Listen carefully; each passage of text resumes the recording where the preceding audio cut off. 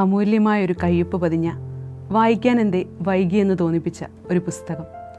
French അധിനിവേശവും സങ്കര സംസ്കാരങ്ങളും ഇഴകിച്ചേർന്നൊരു ദേശവും അതൊക്കെ ആരാധനയോടെ മാത്രം നോക്കിക്കണ്ട കുറേ മനുഷ്യരും.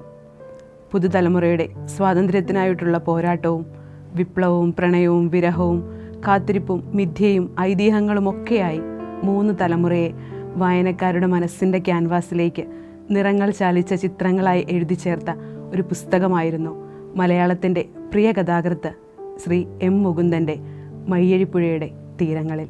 തൻ്റെ ജന്മനാടിൻ്റെ ഭൂതകാല വേരുകളിലേക്ക് ഇറങ്ങിച്ചെന്ന് നിന്നുകൊണ്ടാണ് മലയാളത്തിൻ്റെ ക്ലാസിക് നോവൽ എന്ന് വിശേഷിപ്പിക്കാവുന്ന ഈ പുസ്തകം അദ്ദേഹം എഴുതിയിരിക്കുന്നത്.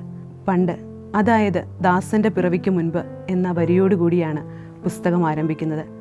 കേളുവച്ചൻ്റെയും കുറുമ്പിയമ്മയുടെയും മകനായിരുന്ന ദാമുറക്തറുടെ മകനായിട്ടായിരുന്നു ദാസൻ്റെ ജനനം.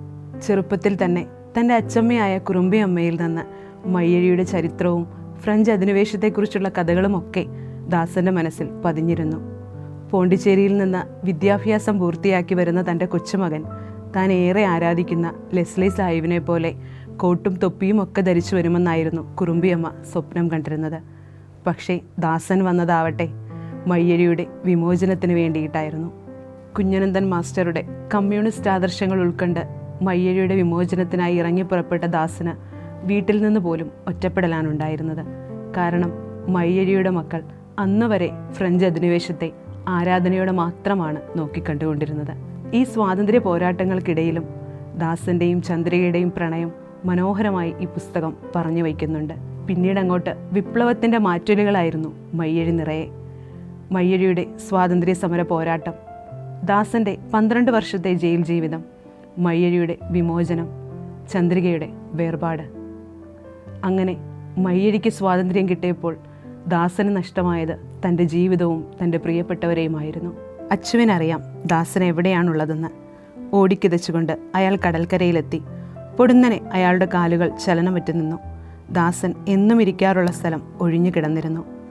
അനാദിയായി പരന്നു കിടക്കുന്ന സമുദ്രത്തിൽ അങ്ങകലെ ഒരു വലിയ കണ്ണുനീർ തുള്ളി പോലെ വെള്ളിയാങ്കല്ല് കാണാമായിരുന്നു. അവിടെ അപ്പോഴും ആത്മാക്കൾ തുമ്പികളായി പാറി നടക്കുന്നുണ്ടായിരുന്നു. ആ തുമ്പികളിലൊന്ന് ദാസനായിരുന്നു. അങ്ങനെ ദാസനും ഒരോർമ്മയായി. ഈ പുസ്തകം ഇങ്ങനെ വായിച്ചു കൊണ്ടിരിക്കുമ്പോൾ ഞാനും മയ്യഴിയുടെ മകളായി.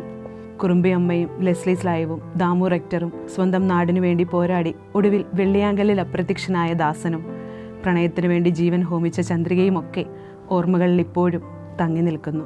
ജരാനരകൾ ഓർമ്മകളെ ബാധിച്ചു തുടങ്ങും മുമ്പ് ഒരിക്കൽ മയ്യഴിയിൽ പോകണം. അനാദിയായി പരന്നു കിടക്കുന്ന സമുദ്രത്തിന് അങ്ങകലെ കണ്ണുനീർ തുള്ളി പോലെ കാണുന്ന ജനിമൃതികൾക്കിടയിൽ ആത്മാവുകൾ തുമ്പികളെപ്പോലെ പാറി നടക്കുന്ന വെള്ളിയാങ്കല്ല് കാണണം. ആ തീരത്തിരുന്നുകൊണ്ട് ഒരിക്കൽ കൂടി ഈ പുസ്തകം വായിക്കണം.